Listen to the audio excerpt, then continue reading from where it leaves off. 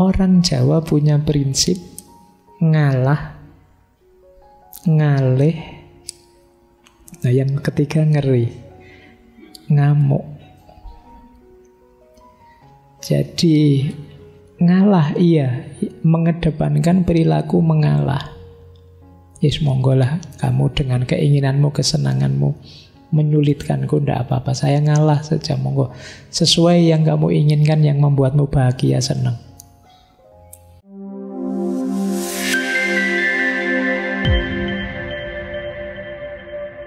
Assalamualaikum warahmatullahi wabarakatuh. Bismillah. Mari kita lanjutkan lagi belajar kita. Kita lanjut lagi ngaji filsafat kita. Malam hari ini kita mulai dengan tema yang baru.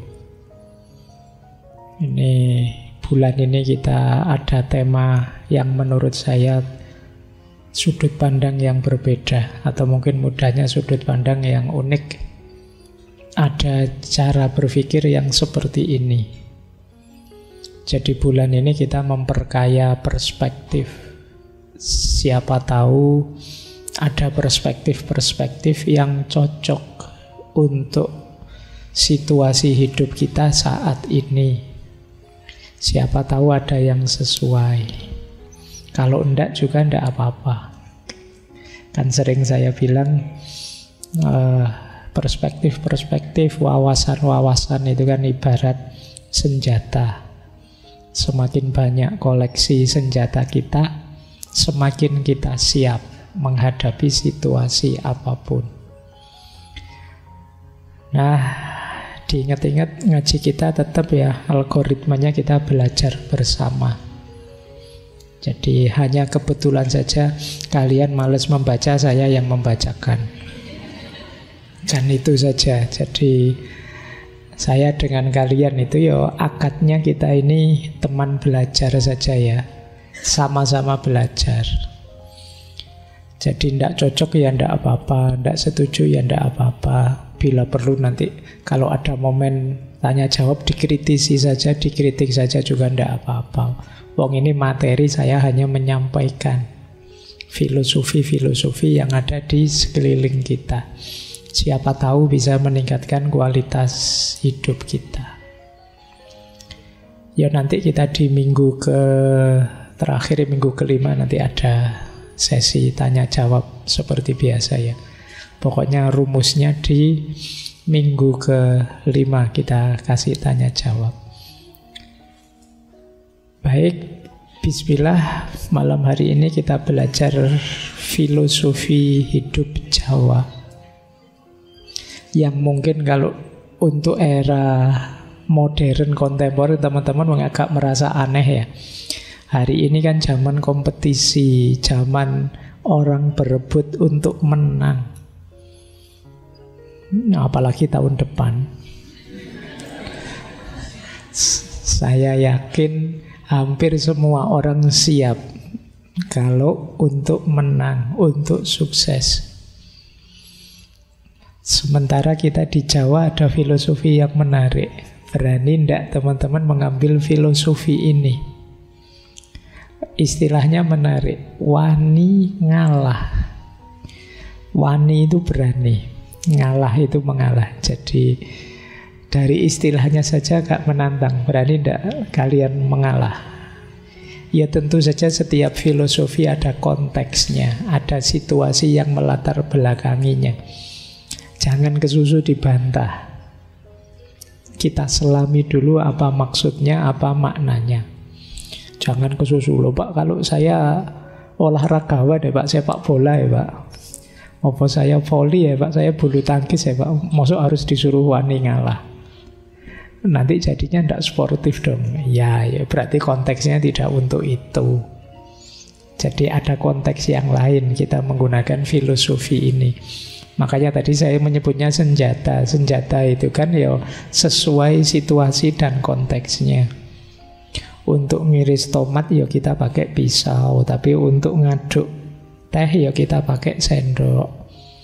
Untuk motong kayu kita pakai kapak, itu kan namanya senjata sesuai konteksnya. Kalau untuk ngaduk kita pakai kapak, ya sulit nanti ya.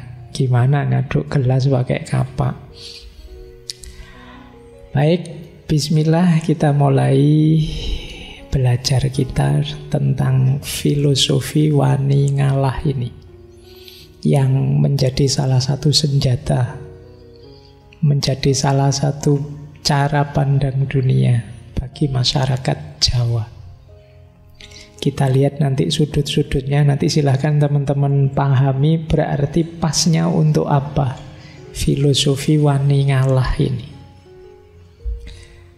Saya awali dari sini. Ini tembang mijil. Istilah wani ngalah dari tembang ini. Tembang mijil itu kalau dalam beberapa sumber disebut yang mengarang tembang mijil itu Kanjeng Sunan Kudus. Nah, tembang ini terkenal sekali. Ini mungkin sayangnya saya tidak bisa mocopatan. Kalau ada yang pinter mocopatan boleh bantu saya membaca tembang ini. Jadi ini salah satu rumusnya orang Jawa untuk hidup mulia. Jadi dedalane guna lawan sekti kudu andhap asor. Wani ngalah luhur wekasane. Tumung kula yang yen dipun dukani bapang den simpangi ana catur mungkur. Ini tembang ini mengajarkan kita untuk menjadi orang berguna dan sakti. Dedalane guna lawan sekti yo. Kesaktian di situ udah harus diterjemahkan kalian bisa jalan di atas air atau terbang apa-apa, enggak begitu. Mungkin lebih pasnya sakti itu punya keterampilan-keterampilan, punya keahlian-keahlian. Kalau orang Jawa kan ilmu itu ada hierarkinya. Salah satunya ada kanuragan, ini kasekten. Yang kalau zaman sekarang mungkin penerjemahannya kita bisa apa, punya skill apa, punya keterampilan apa. Kan ada, mungkin pernah saya sampaikan juga ya, tataran ilmunya orang Jawa itu. Yang paling awal namanya kanoman. Kanoman itu kita menuntut ilmu level pengetahuan-pengetahuan dasar untuk hidup. Kalau sudah kanoman nanti baru kanuragan. Keterampilan-keterampilan yang dibutuhkan untuk hidup. Kalau sudah kanuragan nanti ada kadunyan. Kadunyan ini nanti berhubungan dengan karir. Bagaimana kita memenuhi hidup. Nah, kita juga harus tahu ilmunya. Kalau sudah sukses di kadunyan, kita perlu naik juga ke level yang lebih tinggi, namanya kasepuan. Puncaknya keilmuan Jawa namanya kasampurnan. Bandingkan leveling ini dengan kalau di tasawuf itu ada syariat, torekot, hakikat, dan ma'rifat. Ya itu nanti kapan-kapan kita bahas ya. Kalau saya jujuk ke situ kalian nanti tiba-tiba pengen jadi wali. Kita awali dari yang basic dulu, menata mental kita dulu. Antara lain lewat latihan ngalah ini. Jadi dedalane guna lawan sekti, jalannya kita jadi manusia yang berguna dan sakti. Di situ saya terjemahkan sakti itu berkualitas. Karena keterampilan kita yaitu kudu andhap asor. Dasarnya ini. Andhap asor itu rendah hati, sopan santun. Jadi adab dan akhlaknya dikedepankan. Itu kalian akan jadi orang berguna dan berkualitas. Jadi tidak kesusu sombong, tidak kesusu merasa bisa, merasa besar. Wong apalagi ini masih tahap belajar. Nah, terus rumus pertama itu kudu andhap asor. Rumus kedua, berani mengalah, wani ngalah, luhur wekasane. Orang-orang yang wani ngalah itu pada akhirnya akan menemukan kemuliaan. Ini nanti ada ureannya panjang tentang wani ngalah ini. Nanti pokoknya diingat-ingat dulu. Berarti caranya jadi orang berguna dan berkualitas itu selain akhlak adab harus berani mengalah. Biar nanti mulia. Maka kata-kata wani ngalah luhur wekasane itu jadi semacam peribahasa, jadi semacam kata mutiara dalam budaya Jawa. Tumung kula yen dipun dukani, menunduklah jika dimarahi. Ya, dimarahi itu setara dengan dinasehati, diingatkan. Jadi mungkin saja kita tidak cocok, tidak sesuai, tidak pas dengan peringatan-peringatan yang diberikan, kemarahan yang dilontarkan. Tapi jangan bantah dulu, menunduklah. Jadi ini lanjutannya mengalah. Tadi mengalah itu kan kesadaran bahwa mungkin saja saya salah, mungkin saja saya keliru, bisa saja dia yang lebih cocok dan lain sebagainya. Maka tumung kula yang dipun dukani, babang den simpangi. Kalau ketemu hal-hal yang buruk, angkara murka termasuk, menghindarlah. Jadi kenapa harus dihindari? Ya, jangan nyoba-nyoba, kalian masih belajar. Jangan jajal-jajal, nyoba-nyoba kalau itu jelas sesuatu yang buruk. Pak, saya mau ngetes, saya ini kuat enggak ya menghadapi godaan? Nanti saja kalau sudah sakti. Kalau sekarang jangan. Jadi mungkin kalian nyoba-nyoba. Ini loh Pak, kok sekarang rame ya, misalnya opo lah kamu, judi online kah opo kajeng sekiranya, mbok jangan nyoba. Simpangi dulu. Kalian masih di tahap belajar, jangan nekat. Jadi itu yang dimaksud babang den simpangi. Ingin tahu saja kok Pak, ingin ngincipi sebentar rasa, enggak, ojo wis stop, minggir dulu. Jadi itu yang dimaksud babang den simpangi. Kalian belum tangguh. Baru termasuk yang terakhir, ono catur mungkur. Ada pembicaraan, maksudnya pembicaraan yang tidak perlu minggir saja juga. Mungkur itu menjauh. Jangan ikut-ikutan, apalagi kalian bukan ahlinya. Tidak ngerti bidang itu, tidak tahu duduk permasalahannya. Wis kamu mungkur saja. Hari ini kan semuanya terjun, masuk ke wacana yang dia tidak paham, tidak ngerti. Yang penting ramai Pak. Kadang-kadang TikToknya cuma 1 menit, komentarnya ratusan, ribuan. Kadang-kadang bisa puluhan ribu, apalagi isu-isu sensitif. Semua orang ingin ikut ngomong, baik yang ahlinya maupun yang tidak ahlinya. Yang ahlinya sih mending, yang tidak ahlinya itu loh, kalian ngomong apa? Kadang-kadang mancing-mancing masalah, memang iseng. Nah, kalau di sini dinasihati, kalau ingin jadi orang berguna dan sekti, ono catur mungkur, minggir dulu. Bukan apa-apa, biar nggak nambah masalah. Kita ini masih di tahap belajar. Nanti kalau sudah ahlinya, kalian masuk dengan mantap memberi solusi. Karena kalau yang bukan ahlinya masuk dengan mantap, akhirnya nambah masalah. Kadang-kadang barang tidak ada apa-apa, begitu kalian komen sekarang ada masalah. Kamu komennya, wah salah fokus saya dengan ini. Wah, akhirnya fokusnya ganti, terus rame.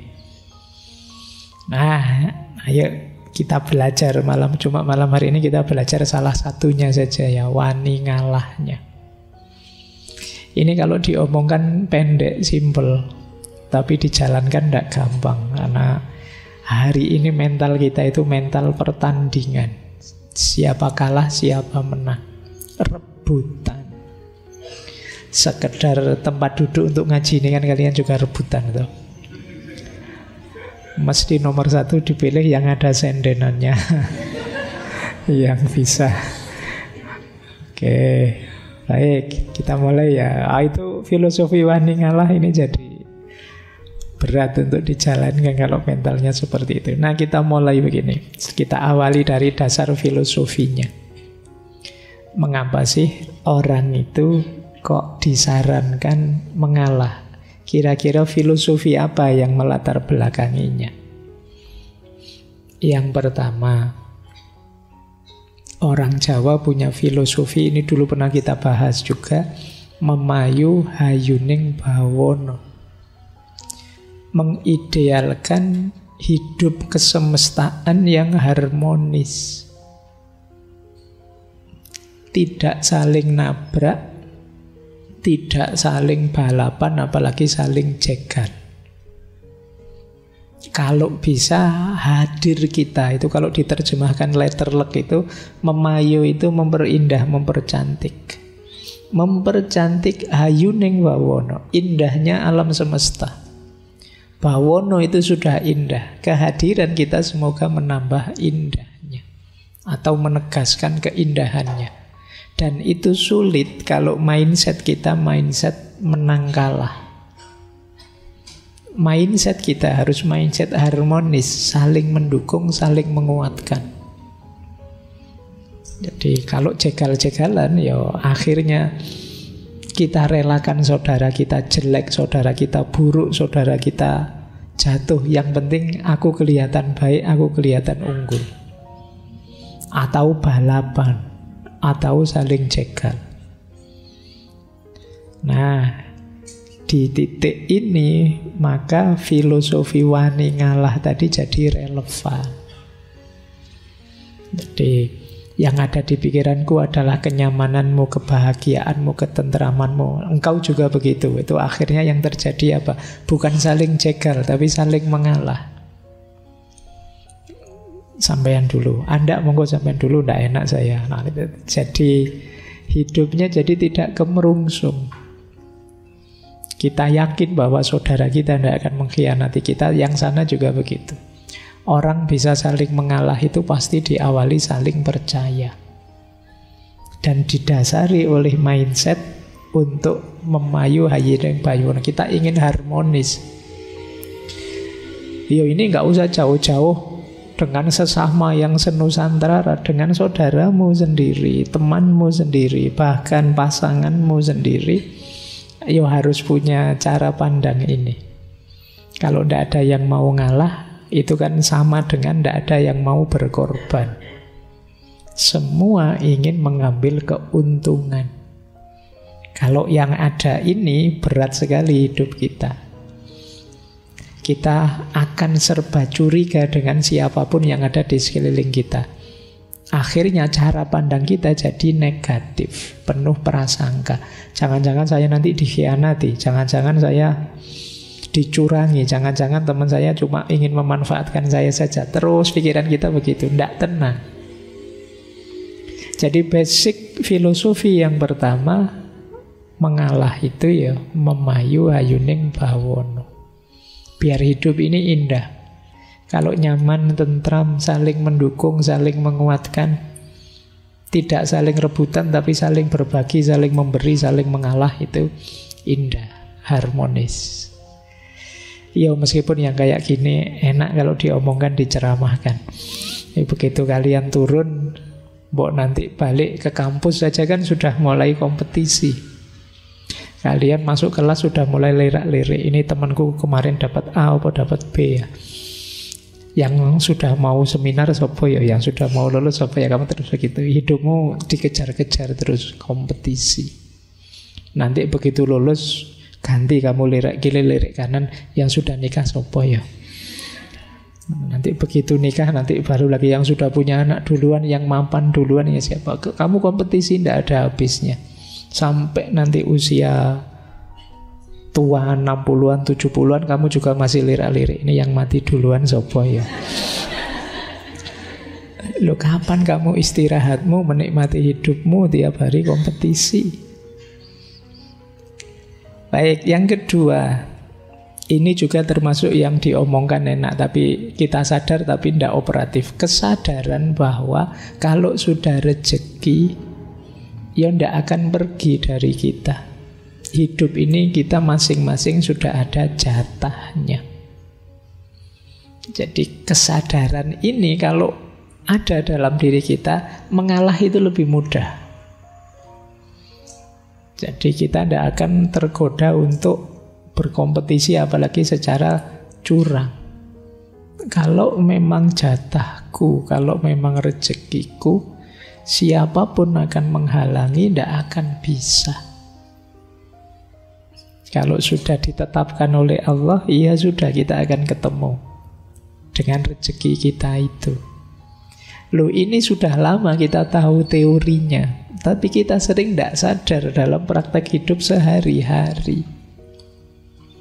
Jadi seolah-olah kalau kita merasa milik kita, jatah kita, merasa dirampas orang, terus kita kumat ndadi kaya kehilangan apa. Padahal kita tahu kalau itu jatah kita, ya pada akhirnya akan kembali ke kita.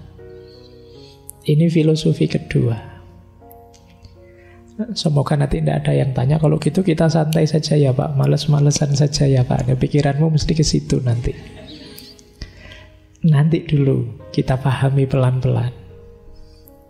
Baik, jadi tapi kan kita menerima kalau saya bilang hidup kita ini masing-masing sudah ada jatahnya.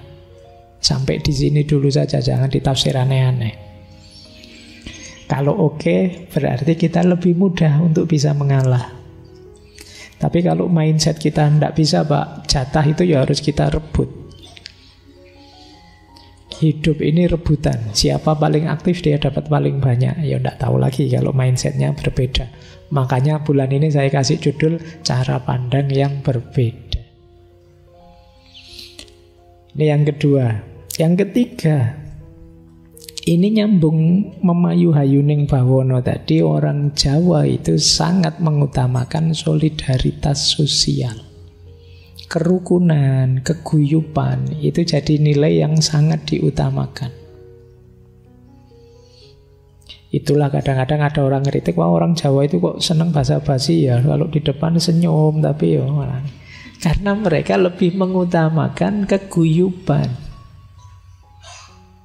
Jadi ndak apa-apalah ada yang ganjel, ndak apa-apa saya ada ndak enaknya, tapi jangan sampai kebersamaan ini pecah.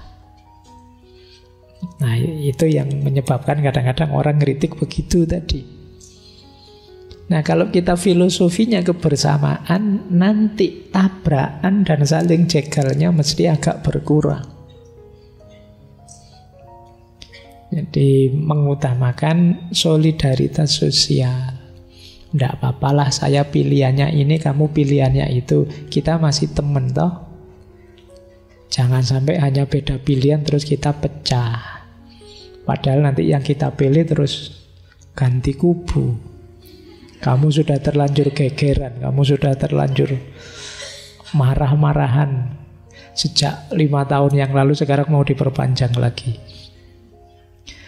Nah, ayo kita kedepankan solidaritas, kebersamaan. Apapun yang terjadi kan tidak mengubah kenyataan bahwa kita ini bersaudara. Kita ini sama-sama ada di ranah yang sama. Kita ada di lapangan yang sama. Terus yang keempat, jiwa mengalah itu bisa tampil dengan mindset, apa sih dunia ini? Ada yang lebih hakiki yang harus kita perjuangkan. Jadi kalau sekedar kejayaan duniawi, kemewahan duniawi, kesuksesan duniawi, monggo saja. Saya tidak rebutan. Ini mindset, kesadaran bahwa ada yang lebih hakiki dalam hidup ini. Jangan sampai dibalik. Harusnya dunia adalah bekal kita untuk akhirat yang lebih hakiki. Kalau dibalik nanti yang akhirat kita korbankan demi kejayaan duniawi. Nah, ini namanya orang yang sadar ada yang lebih hakiki. Jangan sampai kita mengorbankan yang ini. Bahwa kita harus memperjuangkan pilihan dan aspirasi kita, iya. Tapi jangan mengorbankan yang lebih hakiki. Misalnya terus kalian bikin berita-berita hoax, itu kan mengorbankan yang lebih hakiki. Kamu tahu bahwa itu bohong, tapi kamu blow up saja, mumpung menguntungkan pilihanku. Nah ini berarti kesadaran ini tidak ada di kalian. Kalau kesadaran ini tidak ada, sulit orang ngalah. Jadi orang ngalah itu karena sadar yang dia pasrahkan, yang kemenangan yang dia berikan ke yang lain, itu bukan sesuatu yang hakiki. Monggo sajalah kalau cuma uang, kalau cuma ketenaran, kalau cuma kejayaan, kesuksesan duniawi, monggo saja. Saya ndak kemerungsung untuk rebutan di situ. Nah ini kesadaran akan yang lebih hakiki.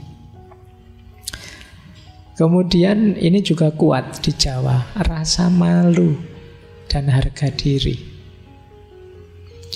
Malu kalau saya ini kelihatan kemerungsung sekali, kelihatan semangat sekali mengejar yang duniawi. Nah ini rasa malu. Nah, malu saya kalau masih tergoda dengan yang itu, malu saya. Malu ini sebenarnya kelihatan sederhana, tapi kalau dalam dunia tasawuf ini makomnya tinggi. Orang bisa jadi orang baik itu antara lain karena masih punya rasa malu. Pingin sih ya korupsi, tapi malu Nanti kalau ketahuan betapa jatuh hancur semuanya. Nah, ini rasa malu. Boleh nanti kalau ada yang pingin nulis tesis ya, malu sebagai solusi pemberantasan korupsi misalnya. Nah, karena orang kalau sudah tidak tahu malu itu sulit direm. Yang bisa ngerem rasa dalam dirinya sendiri, rasa malu tadi. Makanya dalam tasawuf itu ada makom namanya muraqabah. Makom muraqabah itu makom seseorang yang merasa diawasi terus oleh Allah. Karena merasa diawasi terus oleh Allah, maka dia merasa tidak nyaman, malu kalau melakukan yang buruk-buruk. Jangankan yang buruk-buruk, yang tidak pantas saja kadang juga malu. Kenapa? Sadar bahwa Allah selalu lihat saya. Meskipun di kamar sendirian, tidak satu pun orang tahu. Tapi kan Allah tahu ya, malu nanti. Meskipun tidak ada CCTV-nya, tapi CCTV-nya Allah kan selalu on. Nanti di akhirat diputer. Malu kita ya kalau dilihat. Nah ini rasa malu. Rasa malu ini menguatkan kita untuk tidak terlalu diburu, digoda oleh dunia, sehingga kita mudah untuk mengalah. Jadi ini basis filosofinya. Yang terakhir, kenapa orang Jawa mudah mengalah? Karena dalam tradisi dan cara pandang Jawa, manusia itu disarankan memperbanyak tirakat. Jadi ini menarik. Tirakat itu semacam, kalau ada yang pahit dan yang menyenangkan, saya pilih yang pahit dulu demi kesenangan yang lebih panjang. Itu logikanya orang tirakat. Seperti orang puasa. Saya punya uang sih, makan sehari 3 kali bisa, tapi saya milih puasa saja, biar nanti bisa buka puasa. Ini tirakat. Tidak apa-apa kamu menang dulu. Kalau kamu kemerungsung sekali ingin dapat, monggo, saya terakhir saja. Ini kadang-kadang dalam konteks tirakat. Bisa sakti dan lain-lain tadi itu ya jalannya tirakat tetap.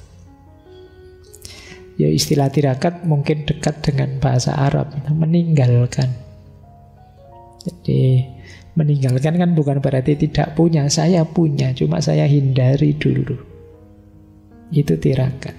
Saya masih ingat dulu saya pernah menjelaskan ini, tapi lupa di sesi apa. Jadi ini logikanya orang tirakat. Jadi jangan hanya dimaknai menyiksa diri. Pak, ndak zamannya Pak tirakat itu Pak. Sekarang fasilitas hidup banyak, ngapain tirakat-tirakat segala. Ndak, tirakat itu adalah latihan. Dalam rangka apa? Ya biar kualitas diri kita tambah meningkat. Orang itu kalau sudah latihan kan terus tambah tangguh. Latihan apa? Latihan tidak tergoda oleh hal-hal duniawi. Tirakat itu puasa, tapi tidak untuk melemahkan diri, tapi demi daya tahan. Ini menarik. Logika seperti ini kalau dalam falsafah Cina ada istilah yin yang. Yin yang itu kebalikannya. Puasa itu kan harusnya lapar, kita jadi lemah. Tapi uniknya puasa itu membuat kita tambah kuat, daya tahan kita tambah hebat. Sama seperti melekan. Melekan tapi dalam rangka nanti kalau kita tidur bisa lebih nyenyak. Nah, ini menarik logikanya. Sakit tapi demi lebih sehat. Dalam hidup ini banyak kita harus milih sakit dulu untuk lebih sehat. Jogging itu kan capek, sakit, tapi kan biar kita lebih sehat. Minum obat itu kan pahit, tapi kan demi lebih sehat. Kalian menghindari minyak-minyak itu kan pahit. Wong minyak itu gurih, enak. Apalagi daripada ndak makan nasi, mending kan kamu sering begitu, ndak nasi, ndak gorengan, ndak itu kan sering menyiksamu. Tapi dari sakit ketersiksaan itu melahirkan kesehatan. Jadi sunnatullahnya orang hidup itu begitu. Yo yang ndak mau sakit, yo nanti akhirnya panen penyakit. Yang bisa menahan rasa sakit sementara, dia akan sehat sampai ke depannya.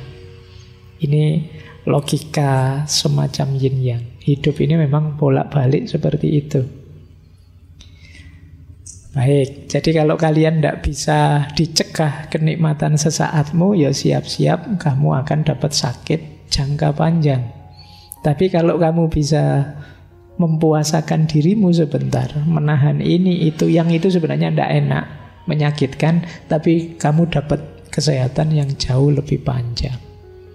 Ini logikanya orang tirakat. Masuk kalian tirakat, ninggal gorengan saja tidak kuat. Ya dikurangi lah. Kalau biasanya sehari gorengannya sak piring, ya nanti jadi setengah piring. Atau jangan digoreng, dikukus saja seperti kata. Ya, lo kan itu lebih sehat. Jadi yang penting ini kalau bahasa agama ini semacam sunnatullah. Ya sunnatullahnya orang hidup memang begini. Kalian menerima atau tidak? Tirakat itu kadang nyepi.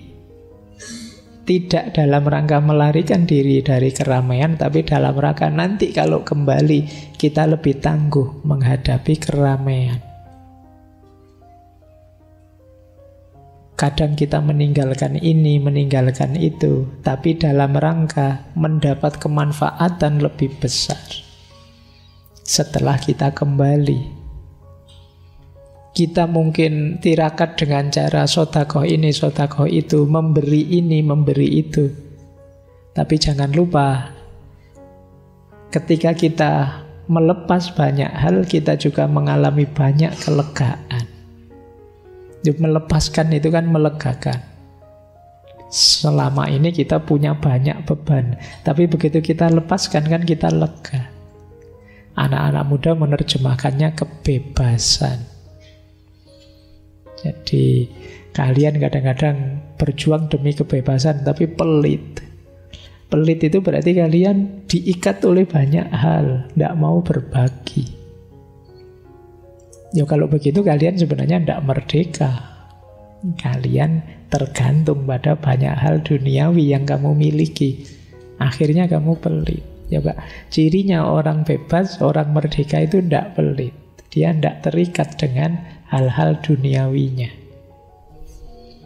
Baik, jadi mengalah di antara filosofinya adalah tirakat dalam rangka melatih diri kita.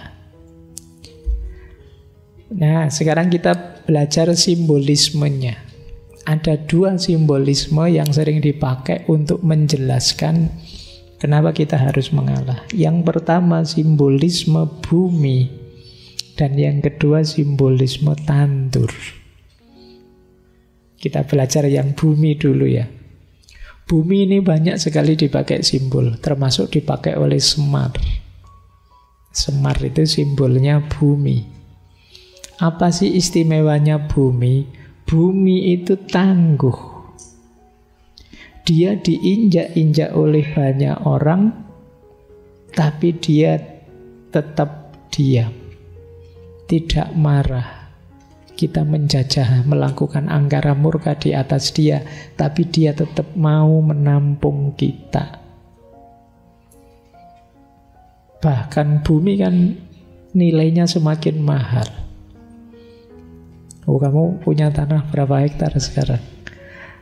Dan tanah itu kan tiap tahun tidak sekedar naik harganya, tapi ganti harganya. Naiknya cepat sekali loh. Padahal tanah itu kan yang tiap hari kita injak, kita lecehkan. Kita berangkara murka di atasnya. Tapi dia tetap tangguh, kuat, tenang, memberikan apa yang harus dia berikan. Bumi itu hebat. Semua unsur yang lain ada dalam dirinya. Bumi punya api, punya air, punya angin. Tetapi dia tidak pernah sombong, tidak pernah pamer-pamer. Itu bumi. Semua makhluk hidup tergantung pada bumi. Tumbuhan, hewan, manusia. Apalagi kita dalam banyak hal sangat tergantung pada bumi. Bahkan yang kotor-kotor bisa dijernihkan. Air kotor kita buang pada dia. Pada akhirnya dia membalasnya dengan memberi yang jernih. Kalian kalau ke kamar mandi kan, yang kamu persembahkan untuk bumi kan yang kotor-kotor. Toh begitu dia memberimu yang baik-baik, yang jernih-jernih. Oh, itu simbolisme bumi. Nah, kalau kalian bisa, belajarlah dari bumi. Latihanlah jadi sosok yang tangguh. Diinjak-injak, diangkara murkai, tapi tetap teguh. Tidak baperan, tidak cengeng, tidak mudah mengeluh. Dilempari orang dengan keburukan-keburukan, tetap memberikan kejernihan-kejernihan. Punya banyak kemampuan, punya banyak modal besar, tapi tidak pamer. Kita berbagi apapun yang menumbuhkan, yang produktif, menghasilkan.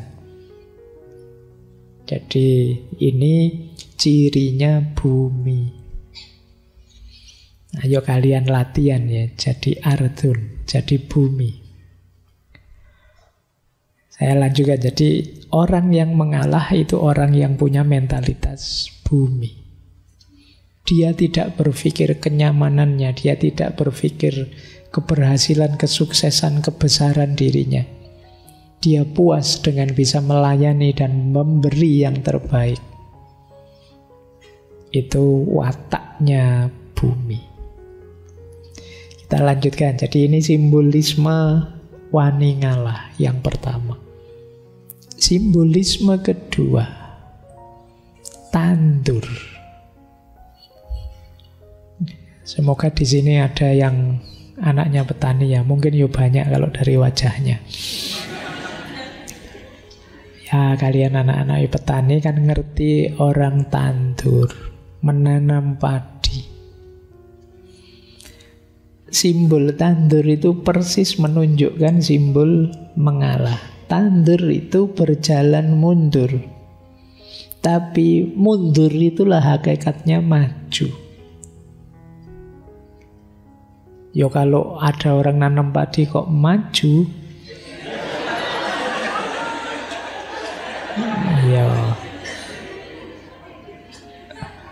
yo kan istilahnya bukan tandur kalau gitu, tanju.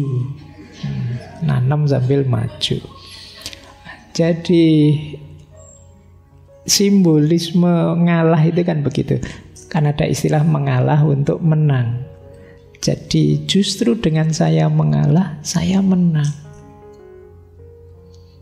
Jadi bukan berarti kalah. Nah ini simbol pertama. Jadi dia dilakukan harus secara mundur. Saya enggak apa-apa, kamu duluan enggak apa-apa. Justru ini kita hebat. Mundur itulah maju sebenarnya.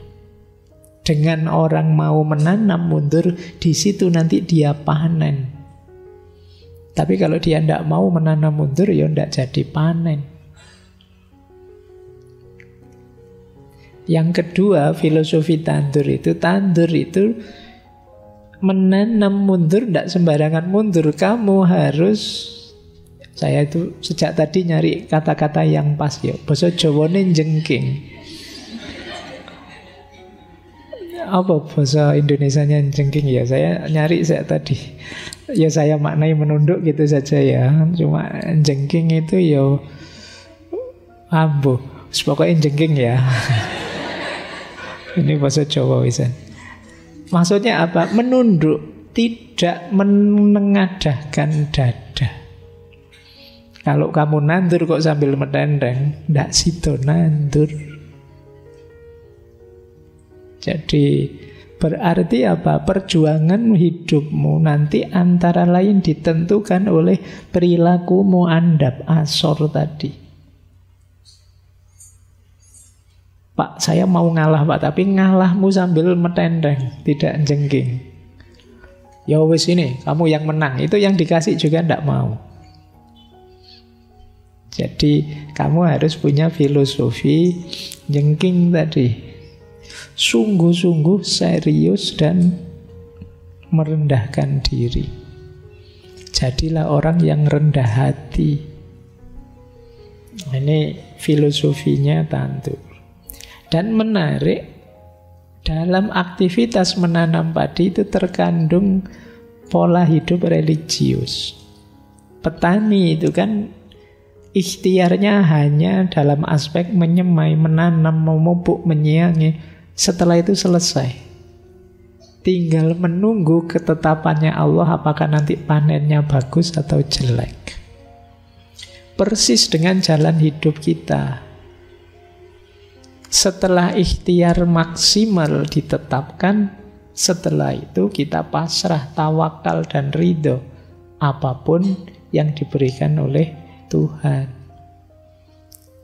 Nah ini filosofi tandur. Jadi untuk memahami ngalah ada dua filosofi yang sering dipakai sebagai simbol, yaitu bumi dan tandur. Oke ya, bolehlah nanti teman-teman latihan ya tandur itu. Boleh sekedar rekreasi, kan sekarang banyak desa-desa wisata itu menyediakan fasilitas sekalian latihan tandur itu. Bukan apa-apa, coba rasakan capeknya. Tidak usah banyak-banyak, kamu berapa baris saja nanti rasakan capeknya. Saya tidak jamin kalian kuat setengah bagian saja dalam waktu sehari. Mesti kamu ngundang tukang pijat setelah itu. Kalau tidak biasa. Nah, semoga yang malam hari ini hadir masih ada yang pingin jadi petani. Jarang sekali ya anak-anak hari ini yang masih minat jadi petani. Padahal dulu waktu kita belajar beberapa filosofi besar dunia, termasuk Zoroastrianisme, itu kan di situ dijelaskan profesi paling mulia itu petani.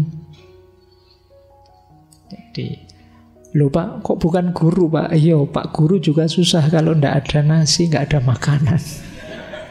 Jadi tetap penopang semuanya itu petani. Jadi ayo kalian, semoga masih ada tetap yang maulah untuk, yo ndak harus kalian sendiri yang nandur, tapi ngopeni dunia pertanian. Baik, kita lanjutkan. Ini masih panjang membahas wani ngalahnya. Sekarang kita belajar beberapa hakikatnya. Apa sih hakikatnya orang mengalah itu?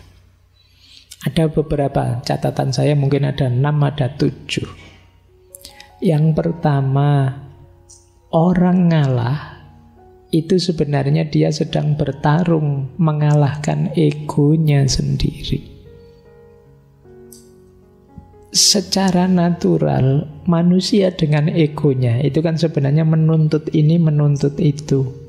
Ingin sukses, ingin berhasil, ingin meraih ini, ingin meraih itu. Yang sering merepotkan kita, yang sering menyusahkan kita dalam hidup itu kan kendali ego ini, tuntutan-tuntutan egois. Nah, mengalah mengajarkan kita untuk mengalahkan ego.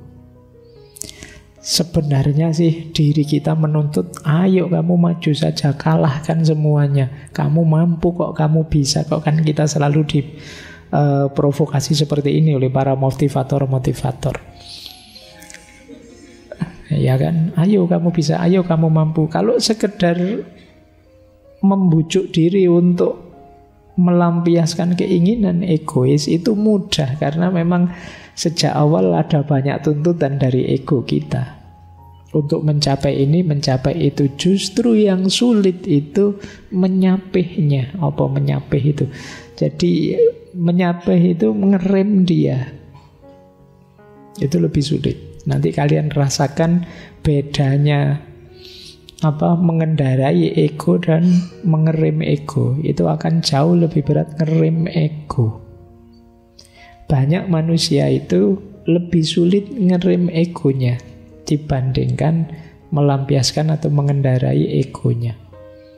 Perjuanganmu untuk sukses itu mungkin berat, tapi akan lebih berat setelah kamu sukses mengendalikan dirimu.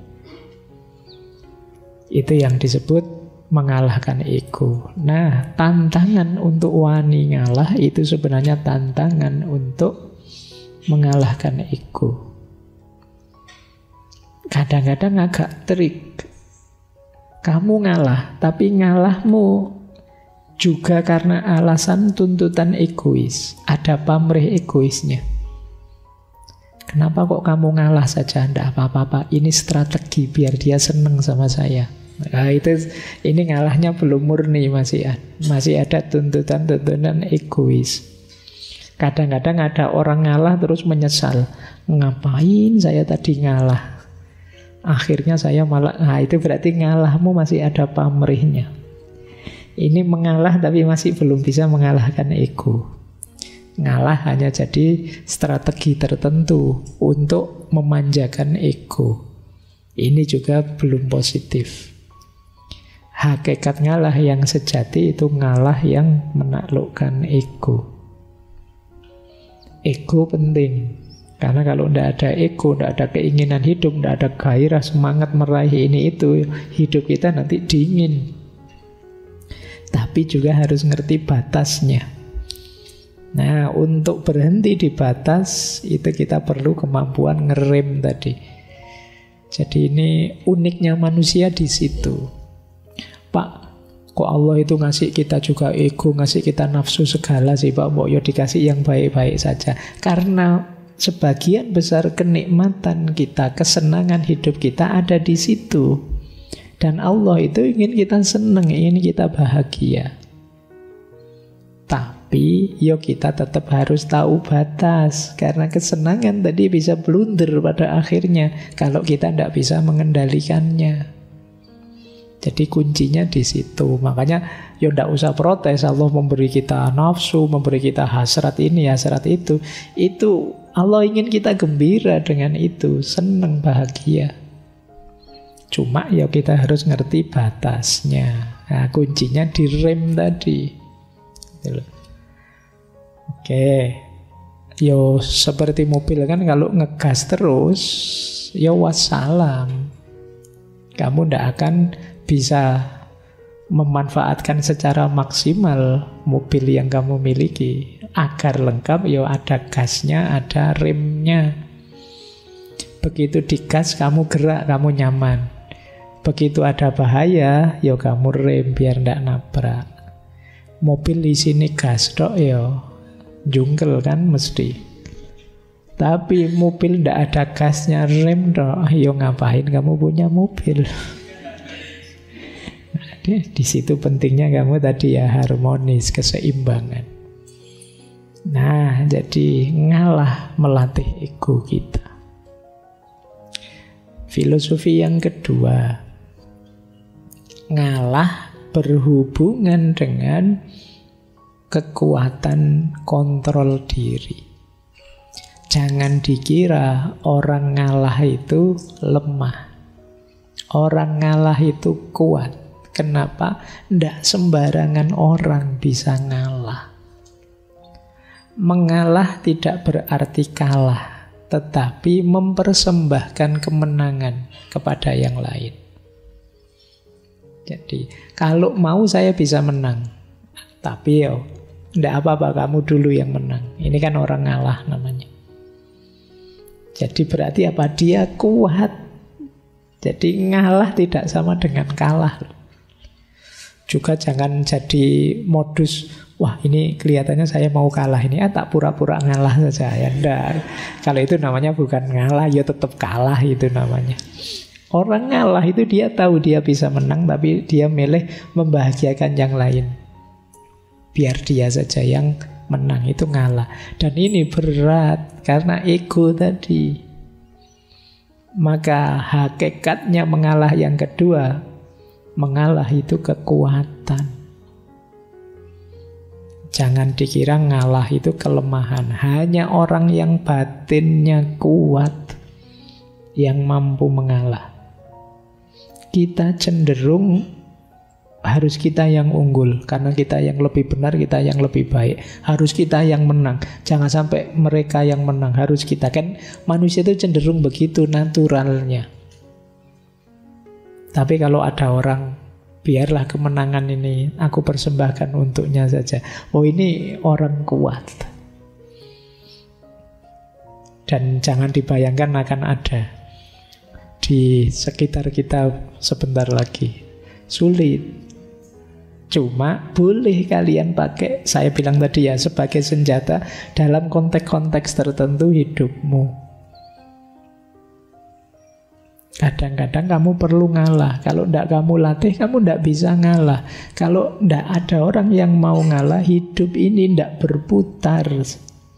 Kenapa tidak berputar? Kalau semua orang ingin mengejar kenyamanan, keenakannya sendiri, kacau hidup ini. Misalnya orang tua kok tidak mau ngalah sama anaknya, habis anaknya.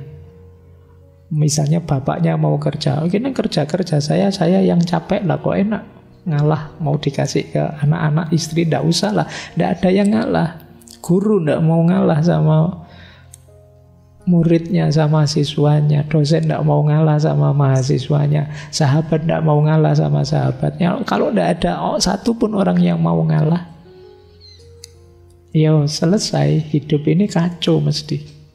Tabrakan semua. Kalau semua hanya pakai logika, lah kok enak, lah kok nyaman. Kalau semua pakai logika, lah kok ini, selesai hidup kita. Sangat berat kita tanggung. Saya datang duluan kok, ya saya harus duduk paling depan dong. Dan jangan deket-deket, saya butuh tempat untuk saya sendiri 2 meter. Kalau kalian misalnya, itu tidak mau ngalah. Nah, jadi ayo menguasai diri kita, tunjukkan bahwa kita kuat. Jadi kita sanggup melepas sesuatu yang kita anggap berharga. Nah, ini jadi kalau tadi hubungannya dengan mengalahkan ego, yang kedua dengan kekuatan batin. Hanya orang-orang yang batinnya kuat yang bisa mengalah. Yang ketiga, orang yang mengalah itu kemungkinan adalah orang yang sudah tidak tergoda lagi, tidak terikat lagi oleh hal-hal duniawi. Kalau kalian masih sangat terikat, mudah tergoda, sulit untuk ngalah. Masih mudah terjebak dengan godaan-godaan untuk menang, untuk unggul, untuk nomor 1. Makanya di situ ada peribahasa Jawa yang menurut saya menarik untuk hidup nyaman, tidak terlalu terikat dengan dunia. Sing wis lunga lalekno, sing durung teka entenono, sing wis ana syukurono. Oh, ini kalimatnya menarik ya, kayak kita kemarin waktu belajar self love itu, cuma ini dalam bahasa Jawa. Jadi sing wis lunga lalekno, yang sudah lewat ya lupakan saja, ngapain diingat-ingat terus memberati pikiran. Berarti kita terikat dengan hal itu. Yang belum datang ya kita tunggu. Tidak perlu cemas, tidak perlu khawatir, wong belum datang. Ya kita tunggu saja. Ngapain kita gelisah, ngapain kita stres tentang sesuatu yang belum datang. Pak, nanti jodoh saya cocok enggak Pak ya? Jangan saya itu orangnya begini ya Pak. Jodoh saya kayak gimana? Ngapain kamu sibuk mikir jodoh? Wong masih nanti. Nanti ya dipikir nanti. Wah, nanti pasangan saya kayak gimana ya Pak? Lah dipikir lagi. Sudah dibilangin jangan dipikir. Wong itu masih nanti. Yang belum datang ya ditunggu. Kalau sudah datang baru kita baca, kita sesuaikan, kita beradaptasi dan lain sebagainya. Wong belum ada sosoknya kamu sudah, saya latihan beradaptasi Pak. Beradaptasi buat apa? Wong masih belum jelas. Ya ditunggu saja. Tidak perlu putus asa, tidak perlu stres. Nah, yang sudah ada ayo disyukuri. Apapun itu yang kita miliki sekarang. Nah, nanti yang sudah ada akan jadi masa lalu, ya sudah kita lupakan. Yang sekarang kita syukuri pada akhirnya akan lewat. Yang kita tunggu akan datang jadi masa sekarang. Nah, yang akan datang akan ada lagi. Ini hidup, bagian dari cokro manggilingan kalau dalam bahasa Jawa. Kita nikmati saja tanpa perlu terikat, tanpa harus baper. Jadi biarkan berjalan sesuai sunatullahnya. Nah, ini ketidakterikatan duniawi. Orang yang sulit sekali mengalah itu biasanya punya banyak keterikatan. Iya sih Pak, mau saya kasih ke teman ini, tapi jangan-jangan nanti saya butuh, saya perlu. Saya kan juga harus punya prestasi juga Pak. Saya kan juga harus perlu ini, perlu itu. Jangankan yang prestasi, kadang barang apa-apa saja kan ya kamu sudah saatnya dibuang, tidak kamu buang-buang. Jadi akhirnya kamar kos-kosanmu itu sekedar sendok saja dari warung. Eman-eman loh Pak, ini siapa tahu nanti foto. Ada yang begitu ya. Wah, itu kadang-kadang. Jadi kamar kita isinya ndak karu-karuan wis. Nah, terlalu banyak terikat. Yo kamu pakai siapa tahu kan, siapa tahu nanti butuh Pak, siapa tahu ada. Dan sampai tahunan, sampai kamu boyong ke kampung juga masih ndak kepake. Nah, nanti perlu belajar lagi logika minimalisme dulu ya. Bagaimana hidup itu jangan terlalu diberati oleh kepemilikan. Yuk, jangan terlalu terikat. Iya, kita memang butuh hal-hal duniawi. Kita perlu ini, perlu itu, tapi jangan terikat. Terikat itu namanya harga mati. Sudah, enggak, kalau enggak ini enggak bisa Pak. Saya harus punya ini, saya harus punya itu namanya terikat. Oh, kalau enggak ada ini saya masih ada ini kok Pak. Kalau enggak ada itu saya masih bisa ini, namanya enggak terikat. Waduh, listriknya mati, enggak apa-apa, masih banyak bisa melakukan hal lain tanpa listrik. Sinyalnya kok seret, enggak apa-apa, ya berarti enggak usah pegang HP yang perlu sinyal, game yang enggak pakai Nah, ada banyak alternatif kok. Tidak usah takut. Tapi kalau kamu terikat di satu atau dua hal, ya nanti akibatnya tadi egomu semakin besar.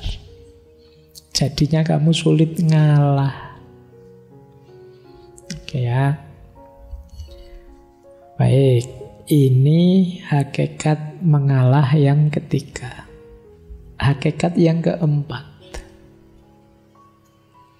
Orang itu bisa mengalah kalau dalam dirinya sudah muncul cinta yang tulus pada sesama, pada apapun yang ada di sekelilingnya.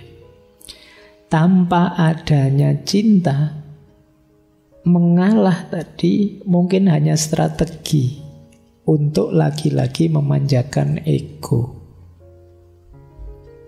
Seolah-olah ya sudah, saya ngalah, kamu saja yang menang. Tapi di balik itu ada kepentingan lain. Kenapa bisa begitu? Ya karena tidak didahului dengan karakter cinta.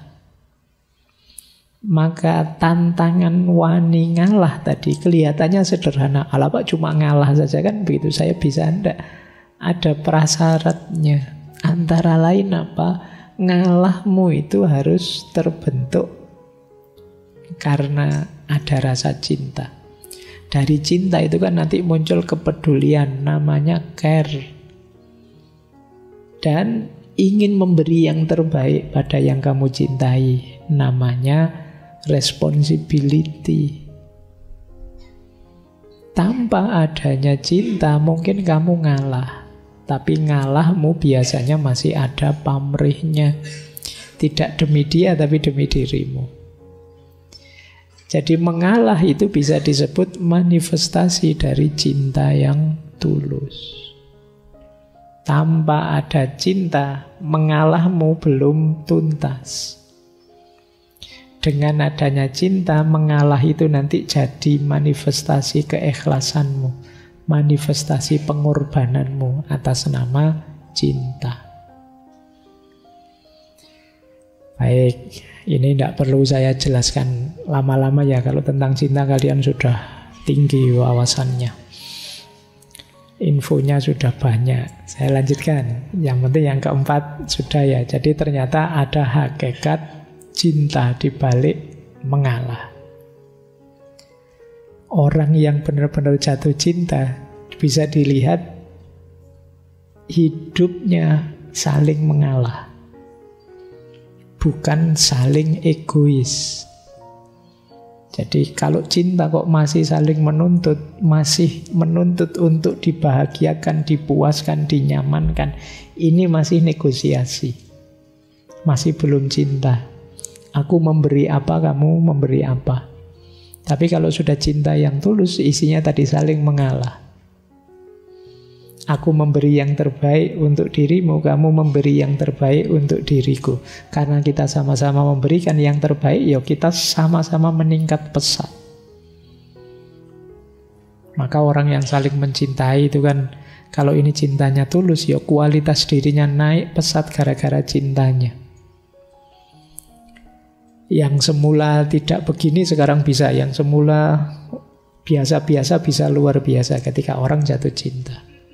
Itu hebatnya energi cinta. Hanya bisa ditandingi oleh energi patah hati. Ya, patah hati juga energinya luar biasa. Ya manfaatkan energi itu ya. Energi itu kan penting. Kalian kalau tambah energi kan tidak bersemangat apa-apa. Ya siapa tahu ada yang banyak patah hati, nanti kita bisa bikin pembangkit listrik tenaga patah hati. Baik. Iya kan tidak butuh batu bara, tidak butuh lagi. Baik, kita lanjutkan. Ini yang keempat, hakikatnya mengalah. Yang kelima, kenapa sih orang bisa mengalah? Karena jiwanya adalah jiwa yang luas. Hatinya hati yang pemaaf. Orang yang ngalah itu kan kuncinya 3. Dia mengutamakan yang lain, mendahulukan yang lain, dan memaafkan yang lain. Ini kan seorang pengalah. Nah, berarti apa? Selain penuh cinta, orang yang mengalah itu sebenarnya punya karakter pemaaf. Hatinya luas. Dan memaafkan ini penting. Ada cerita mungkin ya teman-teman, pernah saya singgung beberapa kali kemarin waktu Maulid Nabi. Rasulullah itu kan pernah Satu ketika ada tetangga beliau, orang Yahudi yang benci sekali sama beliau. Setiap kali Rasulullah berangkat sholat subuh pagi-pagi, selalu diludahi oleh orang ini. Begitu lihat Rasulullah lewat, diludahi, cus pokoknya itu. Ya, dan Rasulullah ini ya, karena jiwanya sangat luas, sangat pemaaf, pengalah, kalau dalam istilah malam hari ini, ya beliau terima saja itu. Nah, pada akhirnya satu ketika setelah berhari-hari seperti ini terus, tiba-tiba satu pagi ketika Rasulullah berangkat ke masjid, tidak ada yang meludahi. Malah heran Rasulullah, loh ini mana ludahnya yang tiap hari datang. Akhirnya beliau tanya pada orang di situ, ini mana orang ini yang biasa meludahi saya? Oh, beliau Rasulullah sedang sakit, makanya tidak sempat meludah. Ya kalau sakit masih nyempet-nyempetin meludah, ya kebangetan. Nah, begitu tahu sakit, Rasulullah terus dengan kebesaran hati beliau, sifat pemaaf dan pengalah beliau, ya terus didatangi orang ini. Dan orang ini betapa tersentuh hatinya, karena ternyata engkau yang orang tiap hari aku ludahi adalah orang pertama yang menjengukku waktu sakit. Ini kan luar biasa, jiwa pecinta, jiwa pemaaf, jiwa pengalah. Dengan contoh ini kalian boleh bilang mengalah ternyata memang bukan berarti kalah.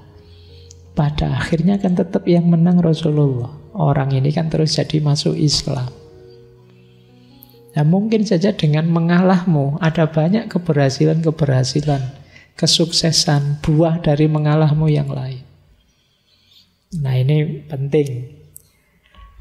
Ya, memaafkan itu kan nilai yang mulia. Di situ saya tulis, memaafkan itu membahagiakan, meskipun berat. Yang pertama apa? Dengan kita memaafkan, itu mengurangi kegelisahan kita, mengurangi kegelapan hati kita. Orang yang tidak memaafkan itu kan orang yang dendam. Orang yang dendam itu ya orang yang gelisah, tidak nyaman. Jadi kalau bisa ya kamu buang saja beban itu. Ngapain diam-diam kamu membebani dirimu dengan dosanya orang lain kalau itu dosa. Jadi kurangi dengan cara memaafkan. Kurangi juga dengan cara mengalah tadi. Yo, dengan kita memaafkan kan nanti mengurangi rasa marah, mencegah perilaku tidak terkontrol. Kadang-kadang kan kita itu karena saya disakiti, saya harus balas menyakiti. Sana juga begitu, loh saya disakiti, balas-balasan tidak ada akhirnya nantinya. Hidup kita dan waktu kita habis sia-sia hanya untuk balas-balasan. Dan jangan lupa memaafkan juga menumbuhkan kebanggaan diri. Bisa memaafkan itu kan bangga kita. Ternyata aku ini lumayan dah, ya tidak mulia-mulia amat, tapi ya lumayan bisa memaafkan. Itu kan kebanggaan diri sudah. Jadi ya latihan memaafkan, ini bagian dari jiwa pengalah tadi. Lanjut. Nah, ini yang sering disebut orang. Mengalah itu jangan dikira lemah. Justru mengalah itu kadang-kadang strategis, visioner. Mungkin kalian ingat quotes yang atas itu. Dari Raden Mas Sosrokartono. Ngeluruk tanpa bolo, menang tanpa ngasorake. Ngeluruk tanpa bolo itu menyerbu tanpa pasukan. Menang tanpa ngasorake, kita mengalahkan tapi tidak menundukkan, merendahkan. Ini strategi untuk bisa begini antara lain apa? Mengalah. Begitu kita mengalah, kita melakukan kebaikan, mengalah tadi untuk seseorang, dia akan tersentuh hatinya. Sehingga dia balas ingin membahagiakan kita, ingin memberi kita sesuatu. Ya nama lain dia tunduk akhirnya pada kita. Itu kan kita semacam menyerbu dia tanpa pasukan. Pasukan kita ya kebaikan hati tadi. Antara lain mengalah. Jadi tidak usah putus asa dengan kebaikan, lakukan terus pada siapapun. Pada akhirnya orang yang kita beri kebaikan itu ya akan takluk pada kita. Seperti orang yang diserbu pasukan. Padahal itu tidak ada pasukannya apa-apa. Hanya pasukan kebaikan. Itulah ngeluruk tanpa bolo. Manusia itu selama masih manusia, kalau dia diberi kebaikan terus, tidak mungkin tidak tersentuh hatinya. Sejahat apapun dia, ya kayak di film-film itu kan kadang penjahatnya ragu-ragu karena tokohnya sangat baik lakonnya. Itu nama lain dari ngeluruk tanpa bolo. Dan menang tanpa ngasorake. Tidak membuat malu yang lain. Ya dengan jalan mengalah tadi. Dengan jalan kita mengalah, monggo sampean yang duluan, monggo sampean yang juara, yang berprestasi, monggo sampean. Nah ini membuat dia kan tidak rendah, tapi hakikatnya kita yang menang. Itulah menang tanpa ngasorake. Kalau kalian bisa seperti ini, hidup ini mungkin tetap kompetitif, tapi tidak saling merendahkan, tidak saling menjatuhkan. Disitulah rahasianya mengalah untuk menang. Kalau dalam bahasa Inggris ada peribahasa, you may lose the battle, but you win the war. Atau you do not need to win every battle to win the war.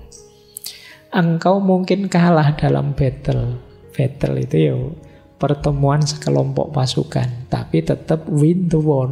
War itu ya peperangan secara keseluruhan. Jadi ya kayak misalnya ini medan perang, pertarungan satu orang lawan satu, pertarungan sekelompok lawan sekelompok, itu namanya battle.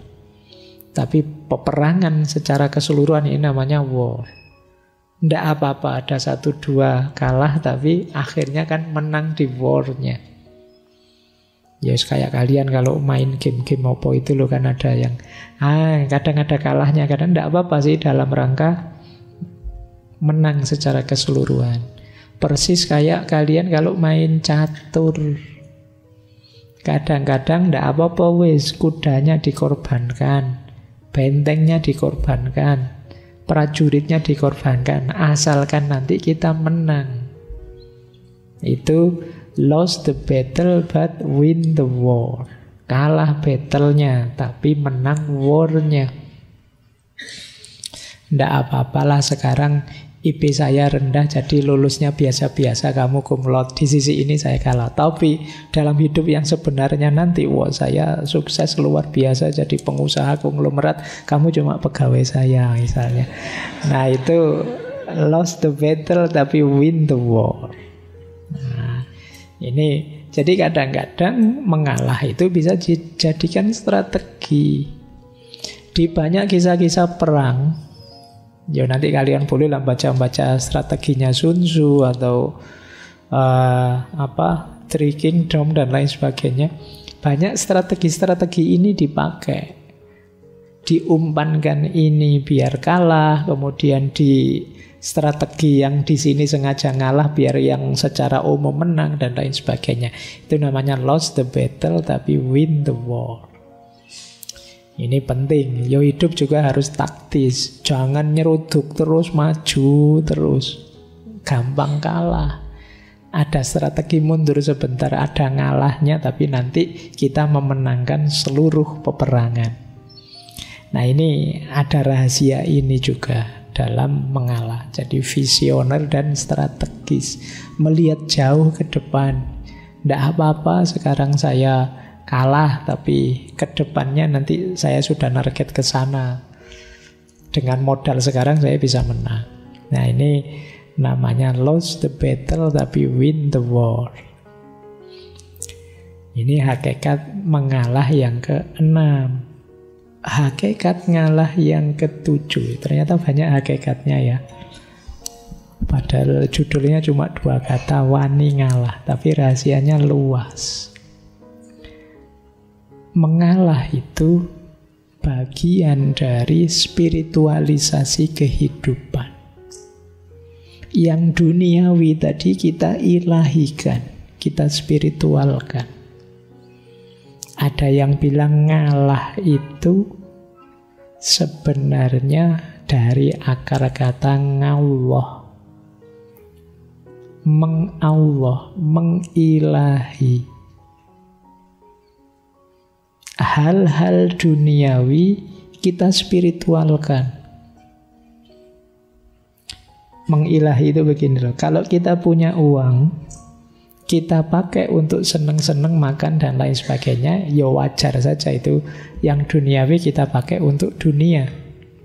Tapi ketika uang ini kita sedekahkan untuk fakir miskin, anak yatim dan lain sebagainya, berarti uang ini kita spiritualkan, kita ilahikan.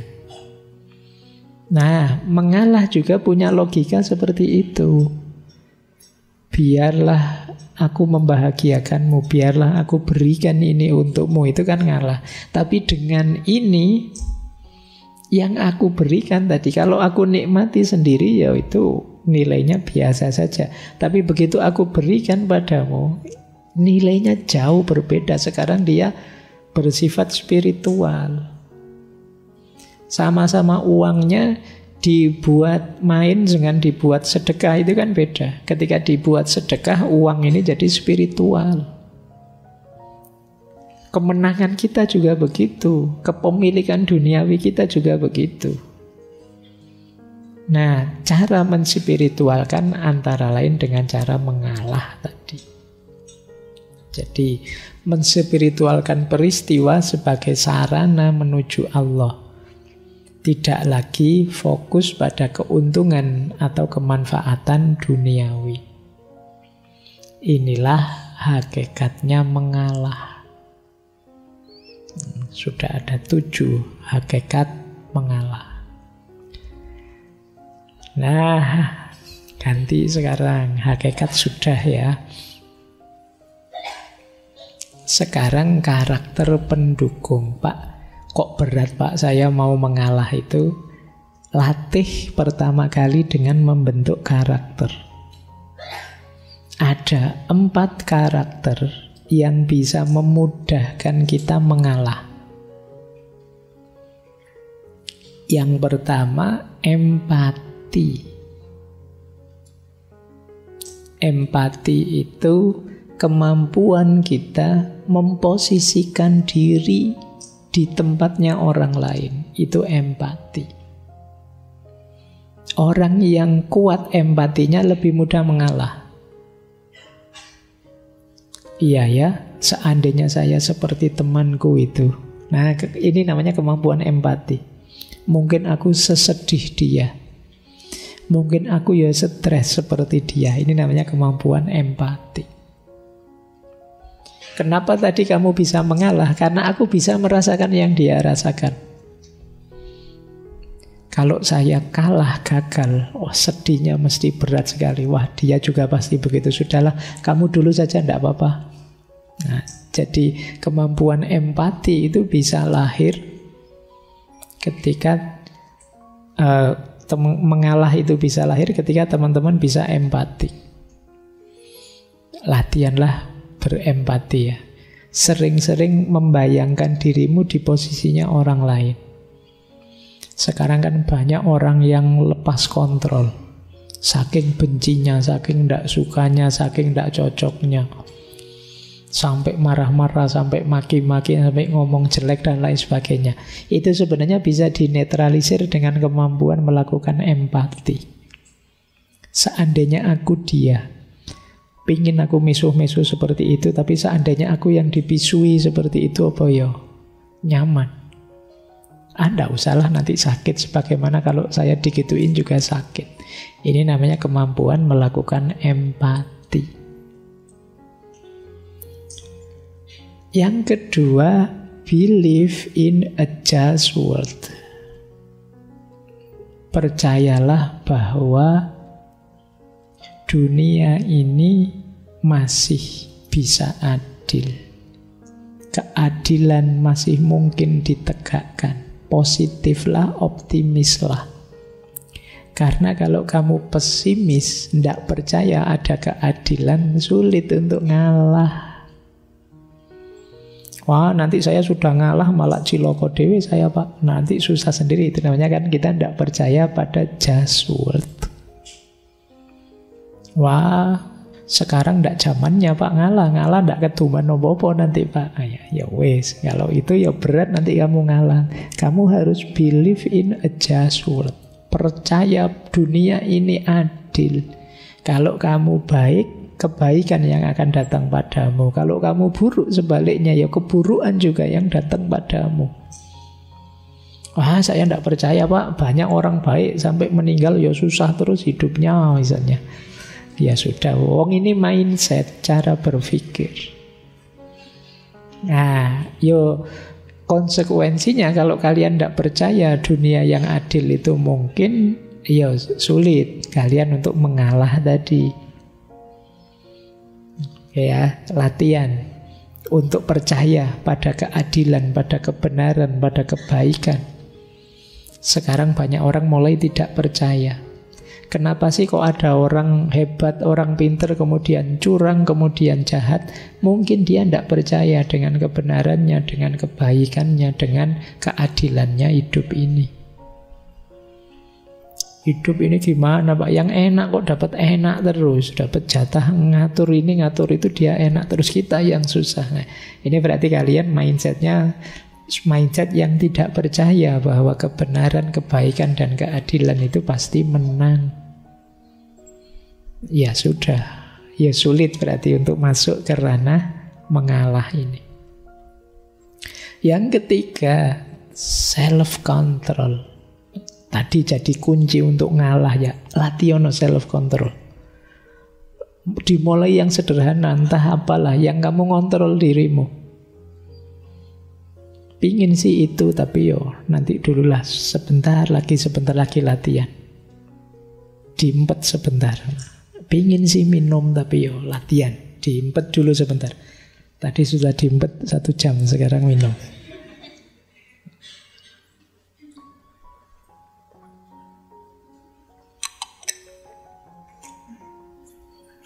Jadi ini yang disebut self-control. Kamu sengaja saja latihan. Subuh misalnya, habis sholat subuh, ingin sebenarnya tidur Pak, latihan tidak tidur. Oh, itu hebat kalau mau latihan. Sebenarnya saya tidak pingin tidur Pak, saya nyoba tidur. Ya, itu mbok walik pingin enak kamu. Latihan ya mengendalikan diri. Masuk warung juga begitu. Mau ngambil ini ngambil itu, ditahan, latihan. Ngambil yang murah saja, wong kamu bawanya juga duit sedikit.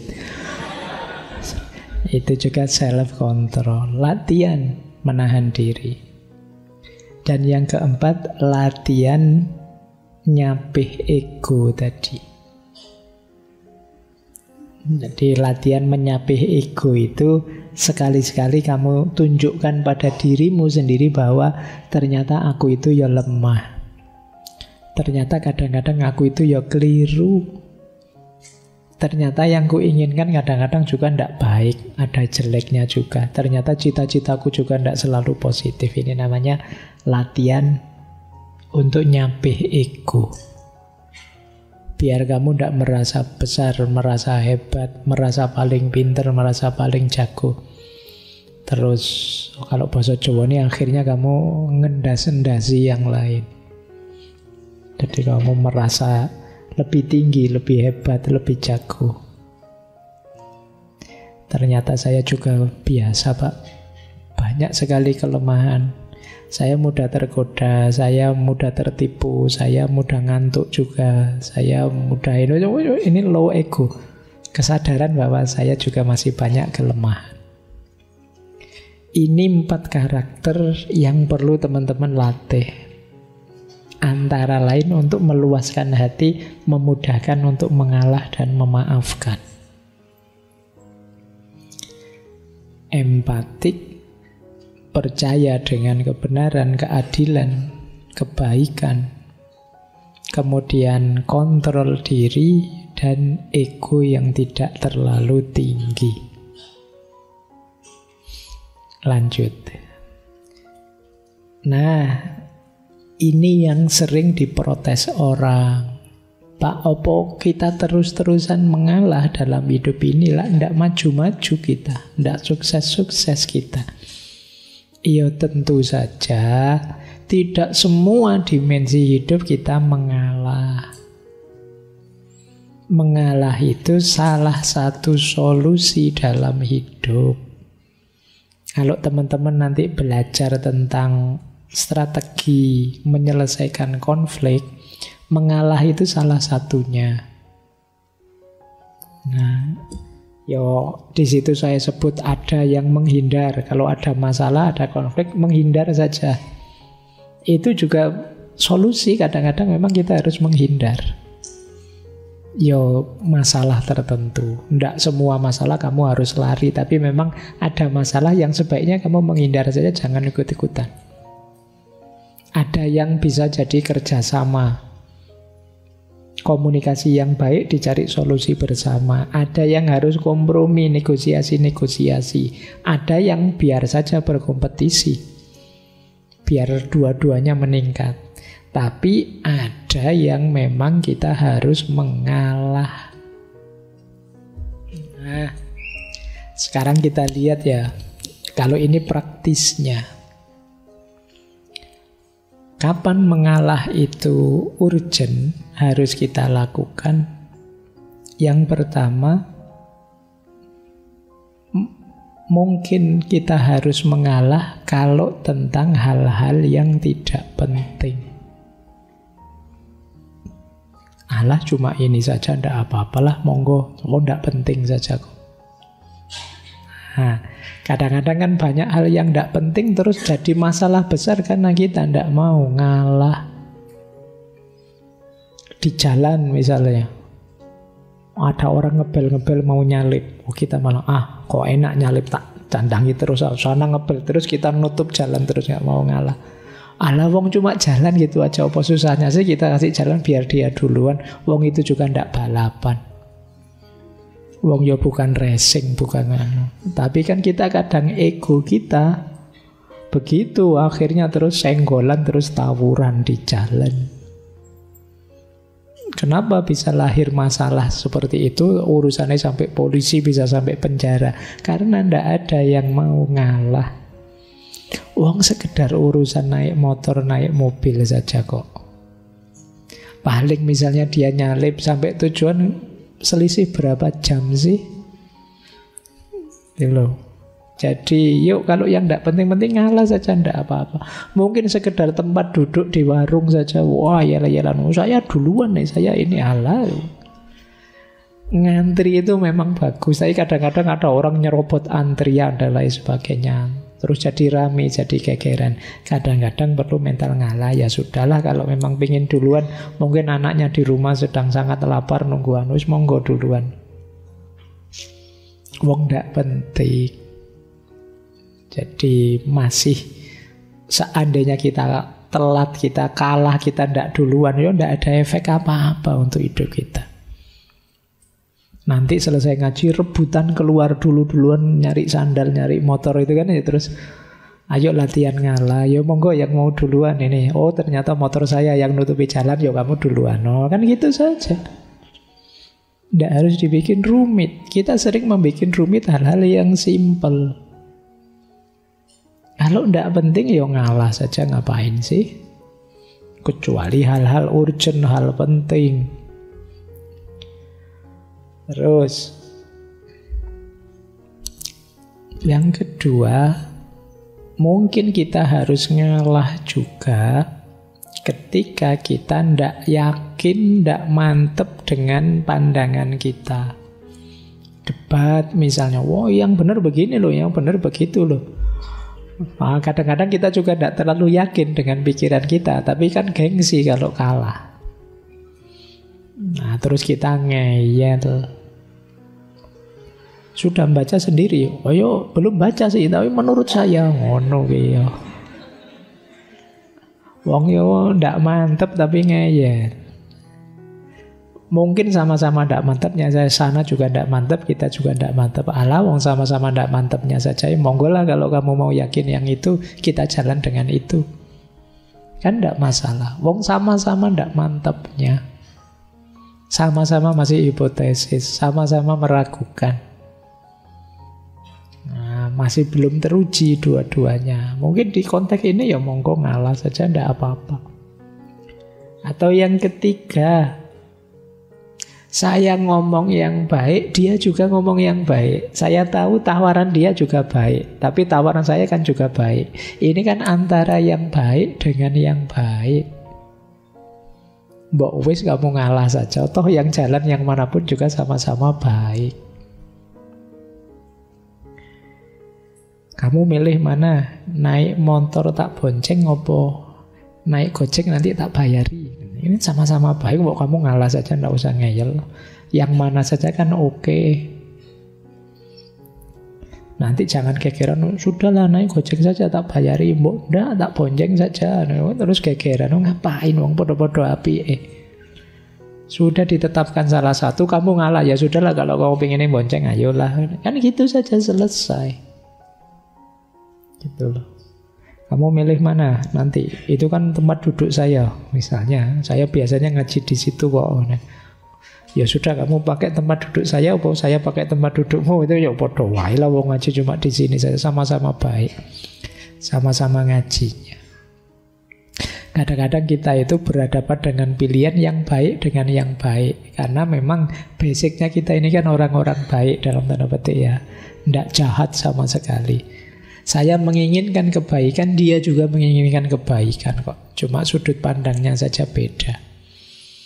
Dalam konteks ini mungkin ya mengalah bisa jadi solusi biar tidak ada masalah yang tidak perlu.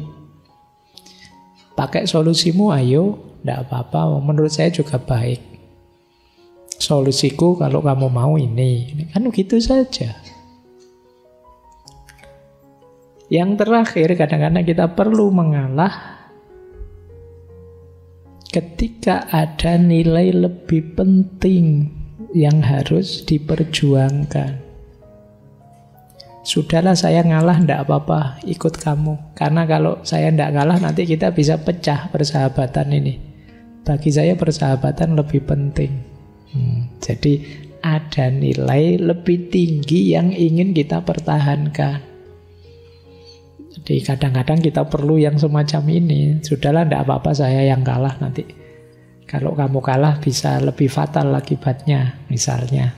Nah, ini namanya memperjuangkan nilai. Demi memperjuangkan nilai ini, tidak apa-apa saya ngalah, saya berkorban ini, saya berkorban itu. Jadi ada situasi-situasi yang sebaiknya kita mengalah. Ya tentu saja tidak semua situasi. Misalnya situasi kayak tadi yang pertama, kalau tidak terlalu penting ya. Tapi kalau sangat penting ya jangan ngalah. Menyangkut nyawa misalnya ya jangan ngalah. Kalau ada yang bilang ambil saja nyawaku, itu kan hanya anak-anak gombal yang bilang begitu. Aslinya ya jangan. Kalau urusan yang sangat penting. Makanya tadi saya bilang ini senjata harus pas makainya. Ada beberapa quote yang mungkin teman-teman bisa merenungi ya. Kenapa kita harus mengalah? Ada peribahasa menarik. Diam bukan berarti lemah. Mengalah bukan berarti kalah. Berserah bukan berarti menyerah. Semua ada waktunya. Ya ndak sepenuh hidup kita mengalah. Nanti ada waktunya. Kalau waktunya ngalah, ya mari kita ngalah saja. Demi nilai yang lebih besar tadi. Ada kalanya orang mengalah itu juga terpaksa. Itu ada quote kedua itu. Tiap hati punya batasnya. Kalau sudah di ujung jenuh, ia akan mundur tanpa disuruh dan mengalah tanpa diperintah. Nah, ini kalian mungkin bisa mengkontekskan dalam hidupnya ya. Kadang-kadang kamu berhadapan dengan situasi yang ya mau ndak mau saya harus ngalah. Kalau diterus-teruskan gini saya capek. Nah, itu situasi batas yang ya sudah. Memang ndak bisa diperbaiki lagi. Ndak bisa saya ngalah sudah. Itu situasi itu kita harus ngalah. Ada juga ngalah itu tuntutan situasi. Kadang mengalah dan minta maaf lebih baik daripada menjelaskan segalanya pada orang yang tak mau mengerti. Karena ada orang yang dikasih penjelasan juga masih ngeyel, dijelaskan ini loh ya saya sudah minta maaf saya ngalah. Selesai sudah kan, daripada habis waktu, habis energi banyak. Kan banyak itu kan, kadang kamu gegeran di medsos lama sampai ratusan jawab-jawaban. Ya sama-sama ngeyel, sama-sama ndak mau ngerti. Ya daripada gitu kamu nonton drama Korea saja. Daripada waktumu habis untuk ayel-ayelan. Nah yang terakhir itu menarik. Kalau ini agak ideal ya, kamu silahkan kontekkan dengan hidupmu. Mengalahlah sampai engkau tidak bisa lagi dikalahkan. Merendahlah sampai engkau tidak bisa lagi direndahkan. Jadi mari mengalah sampai di titik situasi orang itu sudah tidak ingin lagi mengalahkan kita. Mau balapan sama dia tidak bisa kalau kita dia selalu ngasih kita kok, dia selalu memberi kita kok. Kita tidak bisa lagi dikalahkan. Atau kita tidak bisa lagi direndahkan. Mungkin kita itu orangnya memang rendah hati. Direndahkan pun ya tidak apa-apa, biasa saja. Itu kan enak terus jadi orang mau merendahkan. Apalagi orang ini saya kritik ini diterima saja, saya bilang begitu diiyakan saja, kan capek yang dasar kamu itu orang tidak pinter. Ya siap, nanti saya tak belajar lagi. Ya kan jadi tidak bisa lagi orang merendahkan kita, gitulah. Baik, ini situasi-situasi yang penting untuk kita sadari kapan dan bagaimana kita mengalah. Baik, ada beberapa quotes yang sering kita dengar. Ya. Ini sering sekali kita dengar. Sing waras ngalah. Peribahasa ini cocok dalam situasi ketika kita berhadapan dengan orang yang tidak waras, dalam tanda petik. Orang tidak waras itu ya mikirnya ngawur, ngomongnya ngawur. Kalau kita ndak ngalah, kita katut tidak waras. Ya sudah, monggo lah. Kamu dengan pikiranmu, dengan anggapan kehebatanmu, dan lain sebagainya. Ini namanya sing waras ngalah. Bukan berarti, Pak, nanti yang jadi menang, yang jadi yang ndak waras. Bukan itu maksudnya. Maksudnya ketika kamu berhadapan dengan orang yang tidak waras, mending kamu tinggal saja. Kamu ngalah. Kenapa? Orang ini tidak bisa diluruskan. Orang ini tidak bisa diberi petunjuk. Orang ini tidak bisa dituntun lagi. Dia sudah tidak waras.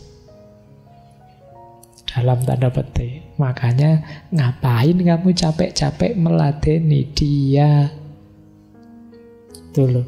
Wong sudah jelas itu salah. Kita tunjukkan ini loh, sampean salahnya di sini. Kok ngeyel terus? Sampai bilang suka-suka saya dong. Kalau saya anggap yang ini benar mau apa? Ya wes, kalau gitu sing waras ngalah. Jadi ini peribahasa ini untuk situasi ketika kita berhadapan dengan orang yang tidak waras. Orang yang berpikirnya gelap, orang yang ngajak debat tidak jelas jeluntrungannya, itu sing waras ngalah. Tentu saja sing waras punya kewajiban menyembuhkan yang tidak waras. Yo ngalah itu kan dalam rangka yo wis kamu bener baik, ayo kita perbaiki pelan-pelan. Itu persis kayak kalian waktu bicara dengan anak kecil itu. Anak kecil itu kan pikirannya belum lengkap, kadang ngeyelnya luar biasa. Itu kalau kamu ndak ngalah, masuk mau tawuran sama anak kecil, kan ndak pantas. Ya sudah, kan kita iyain saja, meskipun sebenarnya kita ndak setuju. Ya sudah, nanti pelan-pelan ya, kita tuntun, kita tunjukkan yang benar mana. Itulah yang dimaksud sing waras ngalah. Kuatirnya kalau kita ndak ngalah, kita ketularan ndak waras, karena ngeladeni yang tidak waras terus-terusan. Oke, ini konteksnya peribahasa ini. Ada beberapa lagi peribahasa. Kalau ini positif ya, ada peribahasa wong sabar rezekine jembar, wong ngalah umure berkah. Ini optimisme terhadap perilaku mengalah. Kalau ini tidak perlu saya jelaskan. Ada lagi, dhuwur wekasane endek wiwitane. Tidak apa-apa kita diawali dengan merendah, mengalah. Justru disitulah kita jadi tinggi. Rasulullah itu mengalami banyak cobaan seperti saya ceritakan tadi. Beliau direndahkan, beliau tidak dipercaya, beliau dan sahabat-sahabatnya disiksa. Itu endek wiwitane. Tapi dengan kesabaran, dengan sikap termasuk keluhuran budi dan sikap mengalah tadi, pada akhirnya tinggi. Endek wiwitane dhuwur wekasane. Dan ini kan mode ini kan dipakai di film-film, drama-drama. Itu kan lakone itu kan mesti susah dulu, terus pada akhirnya dia unggul dan menang. Jadi orang baik itu dhuwur wekasane. Akhirnya dia tinggi, akhirnya dia menang, meskipun endek wiwitane. Tidak apa-apa kalian mengawali dari rendah. Mungkin direndahkan, mungkin disusahkan, tapi pada akhirnya kalian bisa tinggi. Termasuk tadi harus dengan mengalah dan lain sebagainya. Nah, ini juga mindset orang Jawa. Punya kepercayaan yang sangat kuat terhadap Tuhan. Kita kan selalu perhitungan, Pak, nanti kalau saya ngalah jangan-jangan ini, jangan-jangan itu, jangan-jangan nanti saya malah ditindas. Kita bikin kalkulasi-kalkulasi bayangan kita sendiri. Tapi kalau orang Jawa ndak apa-apa, ndak usah khawatir. Gusti Allah mboten sare. Allah tidak tidur. Dia tahu kok kalau kita itu orang baik. Dia tahu apa yang ada di hati kita. Kita yang terlalu perhitungan seperti tadi jadinya ragu-ragu, pada akhirnya ndak mantep. Mau ngalah malah ndak mantep, mau ini mau itu ndak. Ya sudah, kita serba ragu-ragu, ndak jadi melakukan kebaikan. Mari kita mantepkan saja di sini. Gusti Allah mboten sare. Pak, saya dicurangi terus loh Pak. Ndak apa-apa, Gusti Allah mboten sare. Saya Pak dimaki-maki terus Pak, dikritiki terus Pak, ndak apa-apa, Gusti Allah mboten sare. Itu nyam. Kalau kalian bisa ini hebat. Tapi hanya orang tertentu yang bisa pakai filosofi ini. Karena kita kan cenderung fight back. Kalau dikritik ya pengen bales. Baik, ya ini latihan. Siapa tahu bisa nyampe sini kalian. Gusti Allah mboten sare. Kuatirnya apa sih? Kenapa sih kok sing waras ngalah? Kuatirnya kita itu rebut balung tanpa isi. Memperebutkan sesuatu yang tidak ada gunanya. Memperebutkan tulang yang tidak ada isinya. Wong cuma balung saja, ngapain sih? Alah wong tema tidak jelas gitu aja. Mbok wis terserah dia mau apa, ngapain kamu berpanjang-panjang debat. Hanya rebut balung tanpa isi. Terus kalau perdebatanmu menang kenapa? Kalau kalah kenapa? Nah ini yang dimaksud rebut balung tanpa isi. Ya menang saja Pak, dapat lega, puas saya. Nah cuma itu saja. Oh itu berarti itu namanya rebut balung tanpa isi. Bahkan kadang-kadang rugi, kehilangan persahabatan. Jangan sampai kita habis energi banyak, habis biaya banyak, habis tenaga banyak, ternyata hanya rebut balung tanpa isi. Memperebutkan sesuatu yang tidak ada gunanya, tidak ada maknanya. Setelah debat, terus kamu pulang, mikir masalah konkretmu lagi, mikir tidak punya duit lagi, mikir utang lagi, mikir itu. Yang tadi debat panjang-panjang buat apa terusan? Itu yang disebut rebut balung tanpa isi. Nah, ini menarik. Silahkan teman-teman riset ya. Orang Jawa punya prinsip ngalah, ngalih. Nah, yang ketiga ngeri, ngamuk. Jadi ngalah iya, mengedepankan perilaku mengalah. Yes, monggolah kamu dengan keinginanmu, kesenanganmu menyulitkanku, tidak apa-apa, saya ngalah saja, monggo. Sesuai yang kamu inginkan, yang membuatmu bahagia, senang. Kok masih ganggu aku terus? Wong tadi sudah saya biarkan, saya ngalah, kamu masih ganggu saja. Ya sudah, saya pergi, saya ngalih. Saya sudah ngalih ini, saya sudah pindah, pergi, menjauh darimu. Kamu kok masih ngejar-ngejar aku, ganggu aku terus? Berarti memang niatnya nantang. Loh ya sudah, kalau memang nantang, ayo.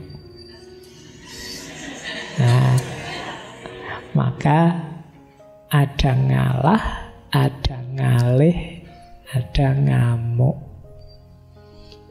Ini boleh kamu pakai menganalisis. Misalnya lo orang Jawa katanya ngalah, katanya tapi kok banyak kasus-kasus keras, banyak peristiwa-peristiwa perang dan lain sebagainya. Ya karena ini. Kok kita dicurangi terus, kok kita diusili terus, dianggapnya kita bisa sabar, bisa tabah. 350 tahun dijajah, kok ngono terus. Ya sudah, ngamuk sudah. Kalau sudah ngamuk, hati-hati. Perang Jawa berapa tahun dan berapa biayanya, berapa korbannya. Dulu Pangeran Diponegoro diusili terus. Sudah ngalah, diusili lagi, sudah ngalih, diusili lagi, ya sudah. Kalau sudah melawan, sulit sudah. Ngalah, ngalih, ngamuk. Ini filosofi ya. Boleh setuju, boleh tidak. Tapi ini Pak terlalu panjang, Pak. Mbok sudah ngalah terus ngamuk, itu aja loh Pak. Ya kalau kamu jangan kan ngalah ngamuk, kadang-kadang ngalahnya juga tidak ada, pokoknya diusili ya bales. Oke, ya paling tidak ada prosesnya, ya ada ngalah, ngalih, ngamuk. Seperti bumi tadi. Pada saatnya kalau dia sudah murka, ya jangan kaget. Dia bisa gempa, dia bisa mengeluarkan lahar, dia bisa dan sebagainya. Tapi prinsipnya dia sabar dan tangguh. Baik, masih ada 5 menit ya. Saya tadi tiba-tiba teringat, ya dalam Islam juga perilaku mengalah sangat disarankan. Misalnya itu saya ambil ada hadis, saya lupa ini dulu pernah saya kutip hadis ini di ngaji filsafat. Aku, kata Rasulullah, ini riwayat Abu Dawud. Sabdanya Rasulullah, aku menjamin sebuah istana di sekitar surga bagi siapa saja yang meninggalkan perselisihan walaupun dia dalam keadaan benar. Dan di pertengahan surga bagi seorang yang meninggalkan dusta walaupun dalam keadaan bercanda. Dan di bagian surga tertinggi bagi yang terpuji akhlaknya. Menghindari perdebatan perselisihan yang tidak perlu, meskipun kita benar, itu berarti mulia. Mari kita mempersedikit perselisihan. semampu kita. Ini salah satu hadisnya ya. Jadi ngalah saja tidak apa-apa kalau dampak dari perselisihan itu lebih besar efek negatifnya daripada kemenangan kita. Pinter-pinter kita ngukurnya. Dan toh oleh Rasulullah malah dijamin istana di sekitar surga. Itu kan lumayan kita. Meskipun di sekitar surga kan kalau main misalnya nongkrong di kafenya surga kan tinggal nyebrang. Kan dekat. Kalau ingin masuk di pertengahan surga ya hati-hati, kalau sedang bercanda jangan berdusta. Kalau ingin di surga yang tertinggi berarti totalitas diri kita harus kita bangun dengan akhlak yang terpuji. Ini isyarat dari Rasulullah. Kalau ini Imam Syafi'i. Kata Imam Syafi'i, termasuk menghinakan ilmu, yaitu berbantahan dengan setiap orang yang membantahmu dan berdebat dengan setiap orang yang mendebatmu. Jangan mau sembarangan debat, jangan mau sembarangan berbantahan, apalagi dengan orang yang tidak punya ilmu. Pada akhirnya hanya akan menghinakan ilmu. Kata Imam Syafi'i lagi, aku tidak akan pernah berdialog dengan orang yang tujuannya adalah aku lebih senang kalau dia salah. Dialog itu tujuannya biar bersama-sama menemukan kebenaran, bukan menunjukkan salahmu dan menegaskan benarku. Dan Imam Syafi'i tidak mau. Kalau ada dialog kok tujuannya hanya ingin menunjukkan salahnya lawannya. Dia tujuannya tetap menegaskan kebenaran yang kita yakini. Nah, ini contoh yang berhubungan dengan mengalah. Terakhir dari Imam Syafi'i ada pesan, hati-hati dengan gaya hidup menang kalah. Ini kan menang kalah itu kan saling menaklukkan, saling berkompetisi. Yang tidak mengalah tadi loh. Kalau hidup kita hanya ingin berkompetisi saja, ingin menang terus, unggul terus atas yang lain, ayo hati-hati, kata Imam Ghazali. Kenapa harus hati-hati? Sifat-sifat buruk itu biasanya menyusup. Orang yang tujuannya hanya menang kalah, biasanya yang pertama apa? Mengabaikan kebenaran. Yang penting aku menang. Mas, tidak boleh mas bikin itu bohong, mas, tidak apa-apa. Biar sana namanya jatuh terus kita menang. Kita tidak sadar begitu. Ya kalau bahasa hari ini kita sering menghalalkan segala cara untuk menang. Yang kedua, dengki. Dengki itu seneng kalau lihat orang lain jelek, lihat orang lain runtuh, orang lain jatuh. Kalau kita logikanya menang kalah kan begitu. Begitu temenmu gagal, alhamdulillah dia gagal, berarti aku menang. Secara tidak sadar muncul kedengkian dalam diri kita. Atau kalau kita merasa lebih tinggi, tenang saja, seperti apapun dia tidak akan bisa mengalahkan kita. Itu yang disebut takabur, sombong. Kalau tidak begitu, kadang-kadang ada dendam. Mungkin kita pernah dikalahkan. Wah, dia sekarang kok unggul ya, awas nanti saya bales, dendam. Atau muncul ghibah, ngomong jelek. Ya biasalah kalau tentang rival kan tetap ngomongnya jelek. Namanya ghibah. Atau apa? Tajassus. Tajassus itu mengamat-ngamati, mencari, meneliti jeleknya lawan. Tenang saja, saya punya jejak digitalnya. Kalau tidak ada, yuk dicari. Itu namanya tajassus. Wala tajassasu. Perintahnya Al-Quran. Jangan mengamat-amati, mencari-cari kesalahan. Jangan jadi intelnya yang lain, kecuali kalian memang intel. Kalau bukan intel ya jangan praktek jadi intel. Jangan tajassus. Kadang-kadang kita jatuh pada munafik. Demi bisa menang, kita menciptakan kepalsuan-kepalsuan diri. Dan tentu saja mudah terjebak riya, pamer. Ini lo hebatku, ini lo luar biasaku. Jadi hati-hati yang mode hidupnya menang kalah. Pak, apa enggak boleh Pak? Kita menang, kita unggul dari yang lain boleh. Tapi jangan dijadikan mode hidup. Pak, saya itu cuma belajar saja pingin nilai tinggi. Ternyata kok malah jadi yang terbaik Pak, saya unggul. Ya enggak apa-apa, alhamdulillah. Tapi tidak diniati sejak awal untuk mengalahkan semua yang lain, entah caranya gimana, saya harus nomor 1. Kamu melakukan kebaikan semaksimal mungkin, ternyata terus jadi yang terbaik, ya enggak apa-apa. Tapi tidak sejak awal diniati untuk menang kalah, bahwa saya harus unggul, yang lain harus jelek. Ini kenapa? Karena kalau logik mode hidup kita menang kalah, kita rentan terjebak akhlak-akhlak negatif itu. Disitulah penting kita latihan tadi ya, mengalah, biar tidak terjebak menang kalah.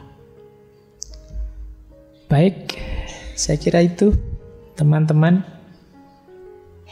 untuk malam hari ini. Insya Allah kita lanjutkan minggu depan di tema yang agak berbeda. Minggu depan kita membahas Murphy's Law. Ini cara berpikir yang lebih aneh daripada wani ngalah. Kurang lebihnya mohon maaf. Wallahul muwafiq. Wallahu a'lamu bissawab. Wassalamualaikum warahmatullahi wabarakatuh.